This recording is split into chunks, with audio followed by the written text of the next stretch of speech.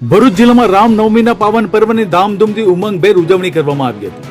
શહેરના સોનેરી મહેલ ખાતે શ્રી રામ ઉત્સવ સમિતિ દ્વારા ભવ્ય કાર્યક્રમનું આયોજન કરવામાં આવ્યું હતું, જેમાં રામ ભક્તોમાં અનોખો ઉત્સાહ અને ભક્તિભાવનો માહોલ જોવા મળ્યો હતો.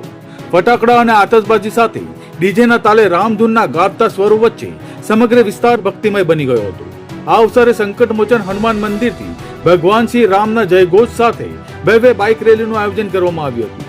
રેલી શહેરના વિવિધ વિસ્તારોમાંથી ભક્તિમય વાતાવરણમાં સર્જતી પસાર થઈ હતી અને અંતે ધોળીકઈ કષ્ટભંજન હનુમાન મંદિર ખાતે સમાપન કરવામાં આવ્યું, જ્યાં ભક્તોએ મોટી સંખ્યામાં હાજરી આપી ભગવાનના દર્શન કરી આશીર્વાદ પ્રાપ્ત કર્યા હતા.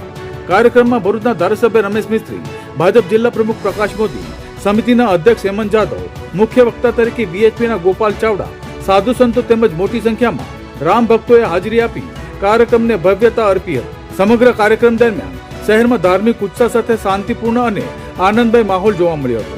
સુરક્ષા વ્યવસ્થાને ધ્યાનમાં રાખી ચુસ્ત પોલીસ બંદોબસ્ત પણ ગોઠવવામાં આવ્યો હતો. ભરૂચમાં રામનવમી નિમિત્તે ભક્તિ, એકતા અને ઉત્સાહનો અનોખો મેળાવડો જોવા મળ્યો હતો, જ્યાં ભક્તોએ ભગવાન શ્રી રામના જયઘોષ સાથે પર્વની ઉજવણી કરી હતી. જય શ્રી રામ. વિશ્વ હિન્દુ પરિષદ ભરૂચ દ્વારા પ્રેરિત શ્રી રામ ઉત્સવ સમિતિ ભરૂચ દ્વારા આજ રોજ રામ મહોત્સવ નિમિત્તે શ્રી રામનવમીના દિવસે તારીખ 26/3/2026 ના રોજ એક ભવ્ય શોભાયાત્રાનું આયોજન થયું છે, જેની શુભ શરૂઆત સંકટમોચન હનુમાનથી થઈ ગઈ છે.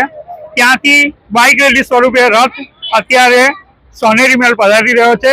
આ રથ અહીંયા આવશે ત્યારે સંતો દ્વારા એનું સ્વાગત કરવામાં આવશે, રામલલ્લાની આરતી ઉતારવામાં આવશે, ત્યાર પછી યાત્રાને પ્રસ્થાન કરવામાં આવશે. આ યાત્રા સોનેરી મહેલથી સ્ટાર્ટ થઈ લલુભાઈ ચકલા, મોટા બોઈવાલ, લલુભાઈ ચકલા, નવાડેરા, હાથીખાના બજાર, દાંડિયા બજાર, ધોળીકોઈ થઈ કષ્ટભંજન દેવ હનુમાનજી મંદિર ધોળીકોઈ સમાપન થશે. રસ્તામાં વિવિધ જગ્યાએ ભરૂચની ધર્મપ્રિય જનતા રામલલ્લાનું સ્વાગત કરશે, તેમની આરતી ઉતારશે. અમે ભરૂચની ધર્મપ્રિય જનતાને ખૂબ ખૂબ આવકારીએ છીએ અને તમામનો અમે ખૂબ આભાર માનીએ છીએ. જય શ્રી રામ.